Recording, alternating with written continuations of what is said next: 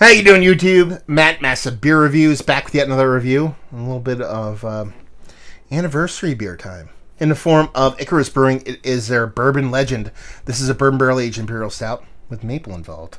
Icarus. I interviewed Jason, the owner and brewer from Icarus, for my podcast. Go check that out. But they were having an anniversary. And I said, fuck it, man, I don't have stuff to do that day. I figured I'd pop down. And they ended up doing a bunch of beer releases, and this is one of them. And probably the one I was most excited about. I haven't had it yet.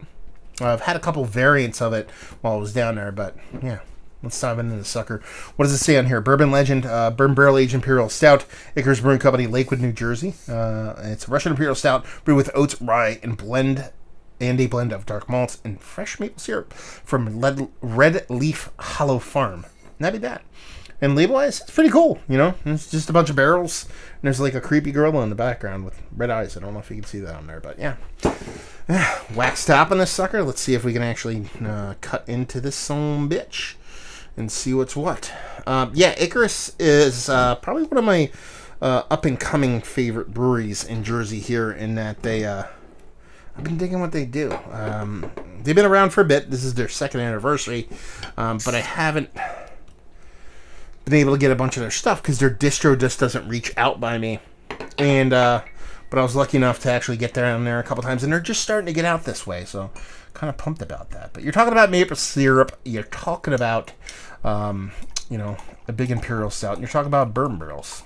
A lot can go right, a lot can go wrong. So hopefully it is much the former.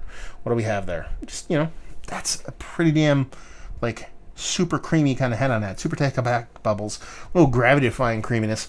Malted malt ball to the max. And she's got a rich darkness to her. She wasn't the darkest beer in the history of mankind. But she definitely looks the part of a stout.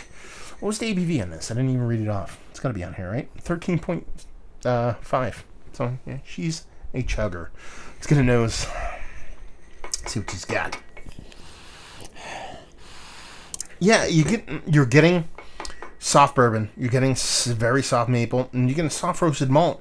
That's pretty much it. It has a very kind of creamy lac oat with a little bit of vanilla kind of thing coming from the barrel. Yeah, she doesn't smell like over the top in your face. It smells well below 13%. It's not, by that I mean it's just not a gigantic, huge, impactful nose. And with that bourbon leading the way, and it's not hot, it's not fusel, it's very kind of rich, kind of cherry cordial-like, with a little bit of that soft, kind of buttery, almost buttery kind of maple. Maple comes off a little buttery, like rum to me, sometimes, or like honey. And just got a soft, rich, dark maltiness, a little bit of roasted malts in it. Nothing too big. Very gentle nose for a beer this size with so many moving parts. Let's dive in. Cheers.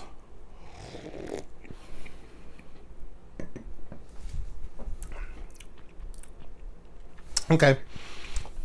Way more expressive in the taste. That bourbon comes through. A little bit hot. Just a skosh hop. Not enough to even really kind of talk about, but enough to let you know it's there. I kind of dig that. The maple comes through. It comes through. It's rather sweet, but it's another component to the beer. And then you get the beer portion of the show. You get a nice kind of creamy, kind of chocolatey. It's almost coming off a little bit like... Instead of Russian Imperial Star bittering, it's coming off, airing towards Imperial Porter, kind of Doppelbocky range, where it's a little bit bready, a little bit sweeter. And it's nice. Here's the thing. It needs some time. It does need some time. It reminds me very much if you took a Whopper and you took a cherry cordial, and you cracked them open, you soaked them in a little bit of bourbon, and you mashed them both together and ate them. That's kind of the vibe I'm getting here. But the reason why I use that kind of analogy, not that I haven't used it before, is that exactly what it tastes like to me, is that you're doing that in real time. You're taking that malt ball, you're breaking it in half, taking a half of that cherry cordial, dipping in bourbon, smashing it, eating it, as opposed to letting all that soak.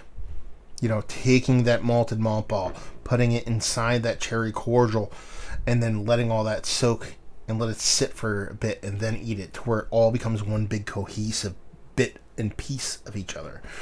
the components are there for a really amazing beer. Like I said, the maple syrup comes through nice. It's sweet, but it's sweet where it should be sweet. It's not overly sweet. The bourbon is nice. There's some depth to it. And there's a nice soft barrel to it, a little bit of char, a little bit of vanilla, yada, yada, yada.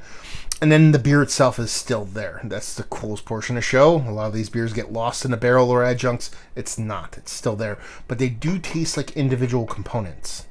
They don't taste like they've become entirely one, entirely cohesive. And I think time will do that. Sure, you're talking about a maple syrup beer, bourbon barrel beer. It's not built for the long haul. There's too many more moving parts. You wouldn't want to let this sit 5 to 10 years. I would love to and see what it turns into. That would be a fun experiment.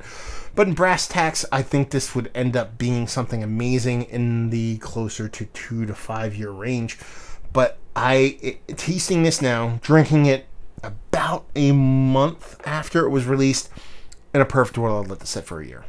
I'd let this sit for a year, let some of those flavors kind of meld together, get a little cohesive, bring out a little bit more richness or a little raisinette vibes into it, stuff like that. And I think it would turn into an absolutely top-notch, bonkers, well-done barrel-aged stout with maple.